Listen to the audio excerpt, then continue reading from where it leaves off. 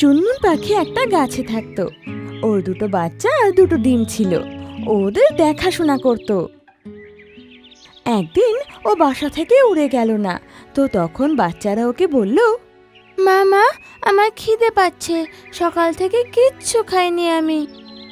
মা, আজ আমার শরীর একদম ভালো নেই, আমারও খিদে পাচ্ছে, কিন্তু উড়তে পারছি না, তাই জন্য তোমাদেরকেও খাবার নিতে পারছি না।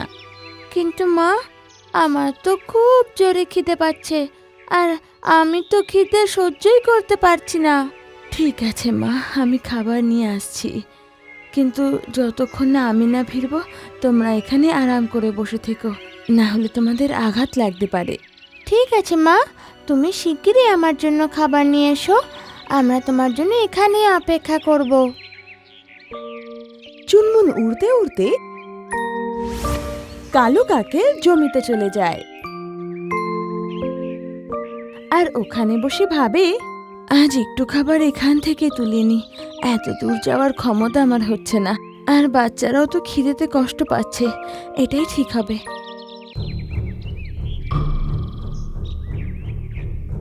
তারপর চুনমুন পাখি খাবার নিতে থাকে, আর কালো কাক ওর ওপরে জাল ফেলে দেয়, আর চুনমুন পাখি তাতে ধরা পড়ে। আচ্ছা, তো তুই সেই পাখি যে আমার জমি থেকে দানা চুরি করিস? শেষমেশ তোকে আজ ধরেই নিলাম। অনেক হয়রান করেছিস তুই আমাকে। না ভাই না, আমি দানা চুরি করি না, আমি তো আজই এলাম, তোমার নিশ্চয়ই কোনো ভুল ধারণা হয়েছে। আচ্ছা, মিথ্যাবাদী, আমি অনেক দিন ধরে লক্ষ্য করছিলাম কেউ আমার দানা চুরি করছে। আজ তোকে ধরতে পেরেছি, এখন তোকে এখানে বন্দি থাকতে হবে। না ভাই, এরকম করো না, আমার ছোট ছোট বাচ্চা আছে যারা খুব ক্ষুধার্ত, ওদের উপর দয়া করো আর আমাকে যেতে দাও। কালো কাক ওর একটা কথাও শোনে না, আর চুনমুন পাখিকে বন্দি করে নেয়। আজ তো মজা এসে গেল।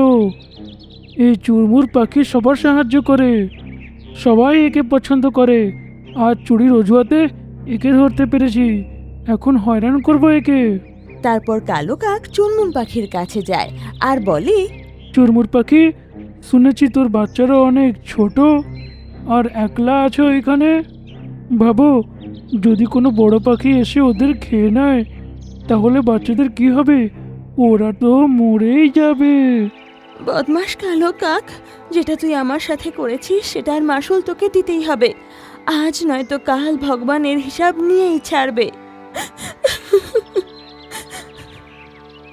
এতটা বলে চুনমুন পাখি কাঁদতে থাকে, আর কাঁদতে কাঁদতে বলে, ডিম বাচ্চা বাগানে পাখি করে চু চু, ডিম বাচ্চা বাগানে পাখি করে চু চু। এই কথা ঈগল দাদা শুনে নেয়। ও উড়তে উড়তে চুনমুন পাখির কাছে যায় আর চুনমুনকে বলে, চুরমুর, তুমি এখানে কি করছো? তুমি নিজের বাচ্চাদের কাছে যাওনি কেন? আমায় পরিষ্কার করে বলো, তুমি এইখানে করছোটা কি? তারপর চুনমুন ঈগল দাদাকে সব কথা বলে। ঈগল দাদা, আজ আমি খুব অসুস্থ ছিলাম, আর বাচ্চারা খিদে ছটপট করছিল, তো যেরম সেরম করে আমি বাচ্চাদের জন্য খাবার নিতে এসেছিলাম, কিন্তু কালো কাক আমাকে ধরে ফেললো। তুমি চিন্তা করো না চুরমুর, আমি সব ঠিক করে দেব, আর ওই কালো কাককে শিক্ষা দিচ্ছি আমি। ঈগল দাদা রেগে গিয়ে কালো কাকের কাছে যায়। কালো কাক, শোন, তুই নিজের দানার বিনিময়ে আমার দানা নিয়ে নে, কিন্তু চুরমুর চিড়িয়াকে ছাড়, ওর ছোট ছোট বাচ্চা আছে। আমি ছাড়বো না। আর তুই শুধু শুধু এখানে ঢুকছিস কেন? যা গিয়ে নিজের কাজ কর। ঈগল দাদা রেগে গিয়ে বলে, কালো কাক, সোজা কথায় রাজি হয়ে যা আমি যেটা বলছি। ওর ছোট ছোট বাচ্চা আছে, ওকে ছেড়ে দে, না হলে কিন্তু এর পরিণাম ভালো হবে না। এই, তোর যা করার কর, আমি তো ছাড়ছি না। কালো কাক, আমি তোকে নিজের বাসা দিয়ে দেব, কিন্তু চুরমুরকে তুই ছেড়ে দে। না, আমি ছাড়বো না। তুই কি আমার কথা বুঝতে পারছিস না? যে ভাগ এখান থেকে। কালো কাক চুরমুরকে ছেড়ে দে, আমি তোকে নতুন জমি দিয়ে দেব। যা রে, আমার কোনো জিনিসের লোভ নেই, কিন্তু আমি ওকে ছাড়ছি না। আচ্ছা, জমি দিলাম, দানা দিলাম, মোহর দিলাম, কিন্তু তাও বুঝতে পারলি না তুই। এখন দেখ কি হবে, তুই এখন খাবি মার। মার খাওয়ার নাম শুনে কালো কাক ভয় পেয়ে যায়, কারণ ও এটা জানতো যে ঈগল দাদা যেটা বলে সেটাই করে। চিলদা, আমায় ছেড়ে দাও, আমি চুরমুরকে ছেড়ে দেবো, আমি এই গ্রামও ছেড়ে দেবো, এই জমিও ছেড়ে দেবো, আর কাউকে কিচ্ছু বলবো না, আর কোনোদিনও ফিরে আসবো না।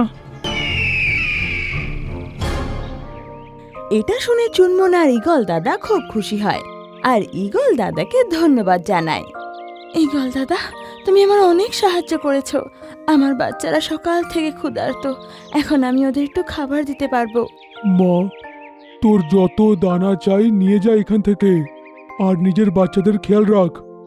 আর যতদিন না তুই সুস্থ হচ্ছিস, নিজের বাচ্চাদের ছেড়ে যাস না, আর কোনো জিনিসের চিন্তাও করিস না। এইভাবে ঈগল দাদা লোভী কালো কাককে শাস্তি দিয়ে সঠিক শিক্ষা দিল, আর চুনমুন পাখির সাহায্য করলো।